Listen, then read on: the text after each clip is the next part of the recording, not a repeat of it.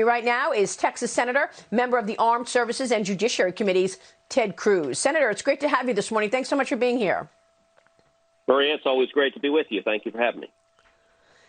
And let me kick it off with that question about this infrastructure plan that the president's talking about. Do you believe we should be doing a phase 4 relief package right now? Well, I think it needs to be driven by the facts and circumstances we're facing.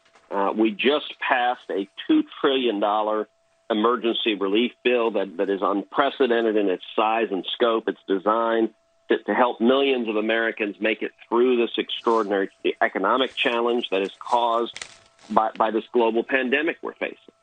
I think we need to see what happens in terms of fighting the coronavirus in the next several weeks. We need to allow the month of April to play out. And in that month of April, we need to be focusing our resources and energy on defeating the virus, defeating this pandemic. I think the way to do so is focus on 4 critical priorities. Number 1, testing. Testing needs to be more widespread and more accurate. Number 2, protective gear. We need to have the essential gear our first providers need and our health professionals need. Number 3, critical medical facilities like ICU beds and ventilators. We need to marshal every resource we have to make sure that we can save people's lives if they get gravely ill. And number 4, developing a vaccine and treatments and ultimately a cure for COVID-19. Those need to be our priorities. I've laid out to the administration specific steps they can take to accomplish that.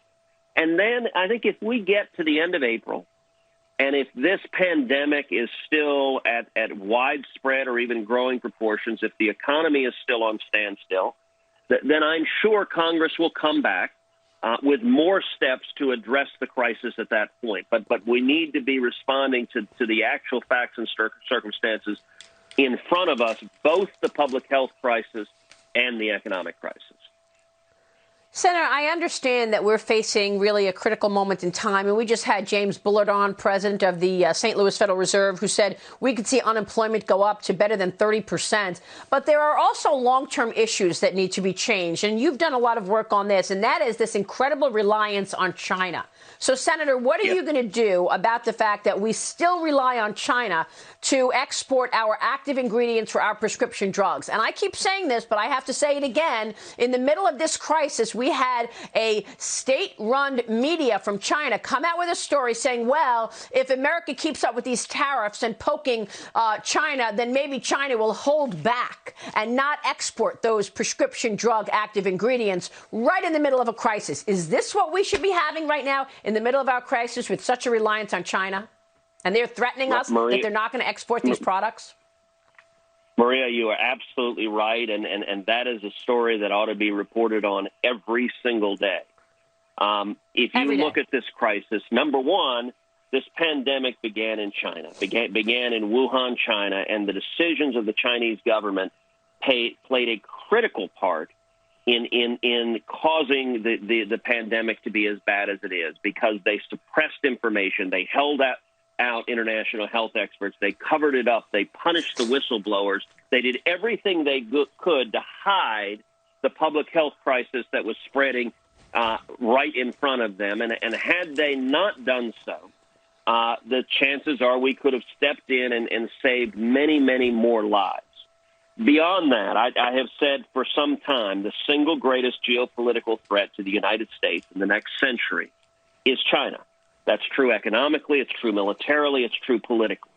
Last fall, I traveled to Asia, and I went to Pearl Harbor, and I went to Tokyo and India and Hong Kong and Taiwan. It was all designed to be a friends and allies tour all around China, because China is expanding its economic might, it's blackmailing its neighbors, it's stealing intellectual property, It's building up its military. And when you talk about the supply chain, the fact that so much of critical supplies, critical medicines that people in America depend upon for their health, our seniors depend upon for their health, so much of that is manufactured in China. And you are right. The Chinese government has explicitly threatened that cutting off life-saving medicines to America as a tool of economic warfare, and that's actually not just economic warfare, that's real warfare when you start killing people. That's right. We should not allow ourselves to be vulnerable and captive to a nation that behaves and considers itself our enemy. And I think that is going to prove one of the great challenges of the decade and centuries ahead, decoupling from China and ensuring that we can be strong without China having that much control over us. Well, we're going to be looking forward to your leadership on this issue, Senator, because we need this changed, and we are going to be looking at you to be making sure to move the needle on this. Let me ask you this. As far as the origin of this coronavirus, we know it came from Wuhan. Do we know if it came from the only level 4 super lab in China is located in Wuhan, or was it this open market? Because there's a lot of conversation on whether or not we at some point are going to learn that somebody made a big mistake by playing around with biochemicals and it got out. Well, Maria, you're exactly right. That is a critically important question to ask. How did this start? What could have been done to prevent it? The short answer is no. We do not know the origin of this virus. We know where the outbreak first began, and it was Wuhan.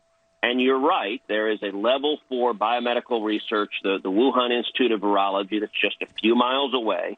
That is, the level 4 is the highest level of security. We know that at that facility, they were researching highly, highly infectious diseases, including coronaviruses that derive from bats. And so they're researching the exact same type of disease that became this pandemic. And it is a natural question to ask. There had been multiple stories written in the global media about how the security protocols at this Wuhan Institute were lacking, that they weren't very good, that this is, the sort of place you see in the movies where people go in the hazmat suits and it's all, sealed off and because they're exceptionally dangerous diseases there. And there is a very natural question to ask of, well, did somebody make a mistake? Were they studying this virus? And did it escape accidentally? And is that part of why the communist government in China tried so hard to cover this up? I'll say it's an interesting thing, Maria. There were initially some questions being asked right at the start of this outbreak, right along these lines. And then you saw much of the mainstream media react in lockstep and oppose it with a ferocity that was just curious. And there were a whole series of stories. Disgusting. That's exactly right. There were a whole series of stories that said, no, the science demonstrates this virus was not made in a lab. Well, no one is arguing that this is a biological weapon the Chinese army created. In fact, what seems plausible, if not likely, is that this was a virus that was being studied at the lab. We knew they were studying bats. We knew they were studying coronaviruses. It was being studied at the lab. And the natural inference, if there's an outbreak right next to where they're studying this virus, is, well, somehow it escaped, presumably accidentally, that some safety protocol wasn't followed. We don't know that, but China doesn't want that question answered for the world to know. And in fact, a Chinese government tweeted out that the American military brought this virus into China. I mean, what a ridiculous propagandist lie. But China doesn't want this known. The World Health Organization, which is dependent on China for a whole lot of money, they don't want this known. And much of the American media, you look at the big media companies, there are very few things that are more important to them than access to the Chinese market. This is all about money. This is about the network executives saying, we got to get into China. There's a whole lot of money to be made. And so let's defend China at all costs. Once we defeat this pandemic, and our priority now needs to be the immediacy of defeating this pandemic. Once we defeat it, there needs to be serious, careful inquiry into what the hell happened, how could it have been stopped, and how could we have saved all of the lives that are being lost right now to this terrible disease. I could not agree more. Are you going to be accountable for that? Are you going to lead that investigation, Senator? Okay. I will do everything because we're counting on you there as well to get answers. And when it comes to standing up to the communist government in China, that has been number one. It's personal to me, as you know. My family was imprisoned and tortured in communist Cuba. That's right. But I have for the 8 years I've been in the Senate, every year made standing up to China and strengthening America against China a top national security priority. Yes.